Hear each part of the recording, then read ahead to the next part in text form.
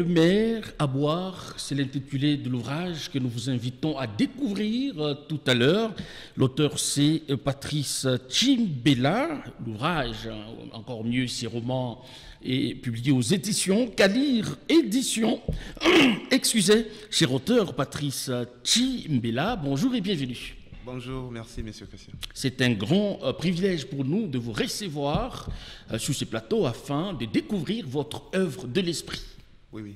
Nous allons brièvement vous présenter Chimbala Mulumba, Patrice.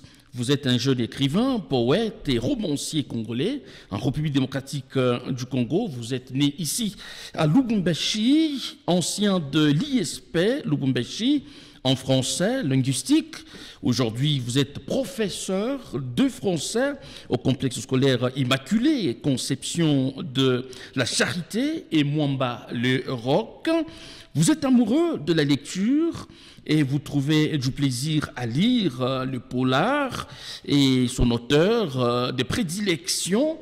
En tout cas, voilà brièvement tout ce que nous pouvons dire sur vous. Alors, une belle mère à boire. D'où vous est venue cette inspiration pour nous pondre cette œuvre de l'esprit?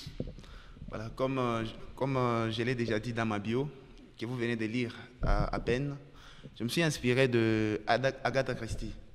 C'est une autrice anglaise que j'ai beaucoup appréciée, que j'ai découverte à la bibliothèque de Kiwele. Okay. Avant, j'essayais déjà d'écrire des romans. J'ai essayé plusieurs fois. J'ai même écrit Les Télépathes en 2020, vers 2021. Un roman qui était achevé, mais qui n'a pas été publié. Okay. Faute de moyens, faute de temps également, parce que je devais beaucoup étudier. Et après ça, j'ai essayé d'écrire d'autres romans, comme le font les autres auteurs, comme Zamenga et les autres, mais ça ne marchait pas. J'ai essayé, je m'efforçais. Mais quand j'ai rencontré les polars, c'est-à-dire les romans policiers, les romans où il y a les enquêtes, les suspens, j'ai été vraiment emballé. Voilà. Ça m'a vraiment plu. Et là, c'est votre première expérience. Ça, c'est ma première expérience. J'avais déjà une histoire en cours, okay, et j'ai essayé de l'adapter avec les suspens et les enquêtes. Alors, c'est l'histoire que nous allons tout de suite découvrir. Oui. Une belle mère à boire. Pourquoi ce titre? Bon, le titre est vraiment significatif. Parce qu'au début, quand on commence une œuvre, on a beaucoup de titres en tête. Il y a des titres qui marchent, il y a des titres qui semblent marcher, et il y a des titres qui restent. Je me suis arrêté au niveau de La belle mère à boire, parce que dans les contenus nous montrent ou bien nous présentent une belle mère, c'est-à-dire la mère de son conjoint. La mère de son conjoint, c'est une belle mère déjà. Okay. Mais cette belle-mère, cette personne-là va devenir un problème. Alors, ici, vous faites en même temps les jeux de mots. Voilà, les jeux de mots. Mère comme voilà, l'eau, oui, mais belle-mère comme la mère de l'époux ou de l'épouse. Déjà, comment vous expliquez ces jeux de mots? Déjà une figure de style. Ok. Les calembours. Alors, ici, tout part de cette première phrase. Depuis 9 h du matin, André Amoury, homme d'affaires d'une cinquantaine d'années, est dans son bureau. L'histoire démarre par là. L'histoire démarre par là. L'histoire de M. André Amoury. C'est André Amoury qui est le mari. Qui est le mari de Antonella. Antonella qui est la belle-mère, le personnage central de ce roman. Il était vraiment amoureux de sa femme. Mais à un moment donné, il a senti ses relâchements. Il a senti ces refroidissements de l'amour. Il était au bureau déjà à cette heure-là et il présentait des inquiétudes. Là, il y a deux problèmes. D'une part, il s'inquiétait pour les problèmes d'argent et d'autre part, il s'inquiétait aussi pour des problèmes d'ordre sentimental. Il a été victime d'escroquerie. Il a été victime d'escroquerie. Puisque c'était un revendeur des véhicules. Oui, alors, vous pouvez nous expliquer un peu de manière brève ce dont il est question dans ces romans? Dans ces questions, comme le titre l'indique, une belle mère à boire, il s'agit d'un problème social que nous connaissons déjà, un problème qui prend de l'ampleur dans le monde entier. Ça parle d'un problème basé sur l'homosexualité. Quand on parle d'une belle mère là-bas, la belle mère voulait faire de sa belle-fille, c'est-à-dire de la fiancée, de son beau-fils une esclave sexuelle. C'est de ça qu'il s'agit dans ce roman. Donc il a pris en otage la fille, ils ont commencé à faire des correspondances, ils ont commencé à sortir ensemble, donc elle est devenue une amie très proche. Donc bon, c'était une relation vue d'un point de vue normal par tous, parce que c'était une belle-mère et une belle-fille. C'était normal qu'elles soient amies. Mais à l'intérieur, il y avait autre chose qui est de l'amitié. Donc c'était une relation profonde, une relation amoureuse, qui est dénoncée dans ces romans-là. Et donc, il y a des conséquences néfastes que vous décrivez dans ces romans. Oui, il y a des conséquences néfastes qui sont démontrées dans ces romans, parmi lesquelles il y a premièrement le piège tendu par le mari lui-même, qui a fait semblant de mourir, mais qui n'était pas réellement mort. Pour découvrir la réalité. Pour découvrir la vérité derrière ces relâchements de sa femme. Pourquoi sa femme ne l'aimait plus? Pourquoi sa femme ne ressentait plus l'amour du début? Il a fait semblant de mourir, de s'envoler pour que son ami, le médecin, puisse mener des enquêtes avec les chauffeurs et trouver l'amant. Et bizarrement, on va l'accuser d'avoir empoisonné l'homme faussement mort. On l'a piégé avec du poison qu'on a mis dans son par-dessus. Quand la police vient mener l'enquête, la police découvre le poison qui a été cité à l'hôpital. Antonella est arrêtée. Quand elle est arrêtée, on a essayé de la défendre au tribunal. Même sa sœur est venue de Kolwezi pour venir la défendre, n'a pas su. Et Antonella a été arrêtée. Après son arrestation, son amante a décidé de la tuer pour qu'elle se taise à jamais. Et elle a réussi, elle a empoisonné, donc elle a mis le poison dans la lettre qu'elle lui a envoyée, la lettre d'adieu. En lisant la lettre, Antonella a pleuré et elle s'est couverte le visage avec la lettre. Et c'était parti. Elle s'est empoisonnée. Et quand il y a eu intervention pour l'amener à l'hôpital, c'était trop tard. Elle est morte également. C'est là que l'histoire devient intéressante parce qu'il fallait mener une enquête minutieuse pour trouver l'assassin. Et c'était compliqué jusqu'à la fin.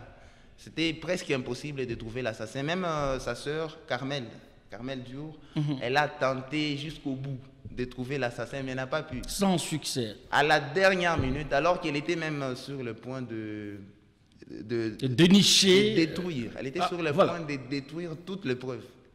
Son mari lui a donné un bon conseil. Avant de les détruire, tu dois les examiner une dernière fois. Essaye d'abord de relire toutes ces lettres que ta sœur a laissées. Peut-être que tu vas y trouver une chose. Voilà, la technique qui était employée dans les correspondances entre la belle-mère et son assassin, c'était l'acrostiche. L'acrostiche consiste à transmettre un message d'une manière verticale. Vous pouvez écrire un poème avec de vers normaux, donc bien alignés, d'une manière normale, mais le message est vertical. C'est-à-dire, vous pouvez lire la première lettre ou bien le premier mot. C'est la technique qui a été employée là-bas. Quand Carmel lisait avant, normalement, comme tout le monde, les poèmes, mais quand elle a essayé de voir le premier mot de chaque lettre, elle a trouvé que c'était un peu étrange. C'était des messages bien codés, des messages bien cadrés. Et là, à partir de là, elle a trouvé l'assassin. C'était Lisa, la belle-fille. Alors, dites-nous, une très belle histoire. Est-ce de la fiction ou c'est une scène qui serait produite sur la ville? Parce qu'ici, en parcourant cet ouvrage, on découvre, sans beaucoup d'efforts, que c'est une histoire qui se serait produite ici, à Lubumbashi. C'est de la pure fiction, de l'imagination. C'est le fruit tout simplement de cet amour que nous avons pour les lettres. Oui. Et vous avez un public spécifique en mettant sur pied cette œuvre de l'esprit. Le public qui semble vraiment intéressé par cette œuvre, ce sont les élèves. Surtout les élèves. Surtout les élèves du secondaire, les élèves qui découvrent. Pourquoi cette mention spéciale? Parce que si chez nous, la lecture est vraiment difficile, surtout avec la conjoncture économique que nous avons sur les territoires nationaux. Donc, quand on a trop de problèmes, trop surchargés, on lit, mais l'esprit est ailleurs. Mais quand un jeune prend les livres, il oublie tout. Et il se concentre, il peut se plonger là. J'ai fait l'expérience. J'ai vendu les mêmes livres aux adultes et aux jeunes. Les jeunes lisent ces romans en moyenne pendant une semaine. Ok. Mais les grandes personnes doivent prendre au moins 3 mois, 4 mois, voire 6 mois, sans pour autant achever la lecture. J'ai trouvé vraiment intéressant j'ai trouvé vraiment important de m'intéresser aux jeunes par rapport à ça, parce que c'est très émouvant. Le roman policier, avec les enquêtes, avec les mystères qu'il y a à l'intérieur, avec les suspens, développe le goût développe les raisonnements, développe les sens critiques, développe aussi le goût de découvrir le monde. Et il y a un message caché en parcourant cet ouvrage. Quiconque le lirait, qu'est-ce qu'il va devenir? La personne qui va lire ces romans avec passion va découvrir beaucoup de choses, et notamment l'amour de la lecture, je précise, et surtout l'amour des mystères. C'est ça le roman policier. Et l'amour dont vous parlez dans cet ouvrage peut aussi orienter d'une manière ou d'une autre ceux qui le vivent. Oui, l'amour dont je parle là peut aussi les orienter, parce qu'il y a 2 amours là-bas. Il y a l'amour qui va dans les mauvais sens, l'amour de la belle-mère qui va dans les mauvais sens. Il y a aussi l'amour de Daniel qui va dans les bons sens. Et il y a une personne centrale là, c'est l'assassin qui est victime à la fin du roman. Il sera arrêté les jours même du mariage, Lisa. Bon, elle est au milieu, elle est partagée entre cet amour vrai et cet amour qui va vers la dépression. Alors, dites-nous, beaucoup de personnages portent le nom des Diour. Y a-t-il une corrélation où, voilà, c'est venu sans beaucoup réfléchir? Il n'y a aucune corrélation. Thank you so much. Diour, est-ce qu'il n'y a pas de trait? Il y a tout simplement la famille Diour. D'une part, et d'une autre part, il y a la famille Amouri. Ok. Ce sont des noms qui m'ont beaucoup plu. Parce que quand j'ai fait les choix de noms des personnages, je tiens compte aussi de mes connaissances, ou bien des noms qui existent déjà avant. Par exemple, quand je vois le nom Amouri, ce sont des noms de... Il y a là, dans la famille Amouri, précisément, il y a Ben Amouri, André Amouri et les autres. Ce sont les noms de certains de mes anciens collègues, les noms des familles de... Vous les immortalisez au travers cet ouvrage. Oui. Alors, est-ce qu'on peut comprendre que vous interpellez la population à avoir un regard sur la belle-mère? Oui, je suis en train d'interpeller la population congolaise en général et louchoise en particulier, sur les regards sur la littérature. Parce que la littérature peut élever une nation. Au sens que ça nous évite trop de bavardages, ça nous évite trop des ragots, trop de mouvements des masses. Quand on lit, on pense. Et quand on pense, on devient quelqu'un. Et on agit au finish. Et on agit avec conséquence. Voilà. Alors, très souvent, en République démocratique du Congo, il y a un principe selon lequel les Congolais, les Noirs, ne lisent pas, mais votre roman étant très volumineux, pensez-vous que ça va accrocher le public cible, vous l'aviez dit tout à l'heure, qui est essentiellement constitué des jeunes? Le roman est tellement vaste, bien sûr, mais les suspens qu'il y a à l'intérieur, les mystères, ne peuvent pas relâcher facilement les lecteurs. Un lecteur vraiment intéressé, vraiment amoureux de la lecture ne peut pas avoir de la paresse en lisant La belle-mère à boire. Et nous osons croire que cet ouvrage est passé par de mains d'autres experts. Quelle a été leur appréhension après avoir bouquiné cette œuvre d'esprit? Il y a toujours les encadreurs dans chaque domaine. Oui. Le maître l'ont lu. Quelques-uns ont apprécié, d'autres n'ont pas encore donné leur appréciation parce qu'ils sont encore en train de lire. Et nous voyons que votre ouvrage n'est pas préfacé, c'est vrai, ce n'est pas une conditionnalité. Est-ce qu'il y a une raison appropriée par rapport à cela? La préface manque parce que le livre a pris beaucoup de temps pour être édité. Et à la dernière minute, alors qu'on devait passer à quelques jours du vernissage, j'ai été contacté pour les formalités, pour les dernières mises au point. Et on a oublié cet aspect des choses. Ah, c'était par oubli. C'était par omission. Alors, dites-nous, cher auteur Patrice Chimbela, vous avez mis combien de temps pour nous produire cette œuvre aussi captivante? C'est vraiment surprenant. Moi-même, ça me surprend encore. J'ai mis seulement 1 mois pour la composition. Oh, 1 mois, pour nous produire cette œuvre. Oui. Et donc, vous avez eu à consacrer tout votre temps pour la rédaction. Bon, le temps ne posait pas tellement de problème parce que ce qui facilite la composition de tels romans, c'est la confection d'un plan avant tout. C'est-à-dire, je me suis d'abord fixé sur le personnage, sur la thématique et sur le déroulement de l'histoire. L'histoire va se passer dans tel endroit, dans tel cadre, avec autant de personnages. Ça va commencer ainsi, ça peut se développer ainsi et terminer ainsi. Le début et la fin, c'est surtout ce qui est important. Quand tout est bien confectionné et le mot par la suite viennent de soi, ça peut Voilà. rouler. Les mots viennent aisément. Aisément. Et vous ne pouvez tout de même pas nous dire qu'il n'y a pas vous n'avez pas eu à rencontrer de difficultés dans l'élaboration de votre ouvrage. Bon, il y a eu des difficultés. Les difficultés, surtout, c'est au niveau de l'édition. C'est au niveau de la maison d'édition où il y a beaucoup de difficultés, où il y a beaucoup d'exigences, ainsi de suite. Mais quand vous faites la composition seule, là, c'est vous-même. C'est vous-même qui devez vous concentrer, prendre le temps de lire d'autres œuvres, prendre le temps de consulter les techniques d'autres auteurs. Et vous êtes satisfait après la publication? C'est déjà sur le marché, l'ouvrage. Voilà, l'ouvrage est déjà sur le marché. Je suis un tant soit peu satisfait. Quelle est la vie de l'auteur face à son œuvre? C'est comme vous étiez en train de vous regarder dans le miroir. Cette œuvre est pour moi vraiment un modèle. C'est un modèle parce que pour écrire d'autres œuvres, je les lis souvent. Ok. Ils m'inspirent comme je me suis inspiré des livres d'Agatha Christie, de Charles X Bréa et les autres auteurs. Ces auteurs ne sont toujours pas congolais. Est-ce qu'on peut dire en RDC, à Lubumbashi, il n'y a pas des cerveaux qui constituent pour vous des références en écriture? Bon, jusque-là, je n'ai pas encore trouvé un modèle congolais sur le plan du roman policier. J'ai parcouru beaucoup d'auteurs, j'ai parcouru beaucoup de livres, beaucoup de bibliothèques. Je n'ai pas trouvé un roman policier vraiment captivant.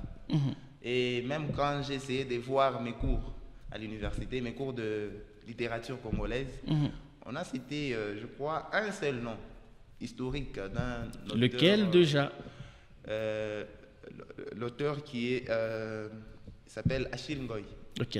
Achille Ngoy, il est du Grand Katanga. Il a travaillé sur le roman policier. Il a publié 2 ou 3 œuvres.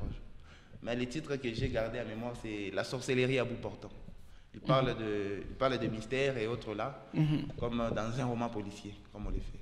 Mais ici chez nous, le roman policier est vraiment très rare. Alors, est-ce que l'auteur serait sur un autre chantier littéraire où il s'est dit, je suis finalement connu et compté parmi les écrivains, les auteurs à Lubumbashi? Bon, là, c'est un processus. Nous sommes en train de travailler là-dessus. C'est d'ailleurs un rêve. Mon rêve est celui d'atteindre quand même ces niveaux-là de Zamenga et d'autres auteurs comme Oudimbe qui ont écrit beaucoup de romans. Quand vous voyez par exemple les Zamenga, vous ne pouvez pas passer dans une bibliothèque de chez nous, à Lubumbashi ou en RDC, sans le lire, sans le retrouver. Il y a toujours un roman que vous allez trouver qui porte le nom de Zamenga. C'est ça mon rêve également. Je suis en train de travailler là-dessus. Il y a un roman déjà donc, en plein chantier dans une maison d'édition. Il y a un autre que je suis en train de rédiger déjà à la maison. Ah, donc, vous avez cette passion très activée de l'écriture. Alors, comment obtenir cette œuvre de l'esprit, Une belle mer à boire? Voilà, pour obtenir la belle mer à boire, vous pouvez contacter l'auteur lui-même. Donnez le numéro. Le numéro, c'est les 097 265 71 82.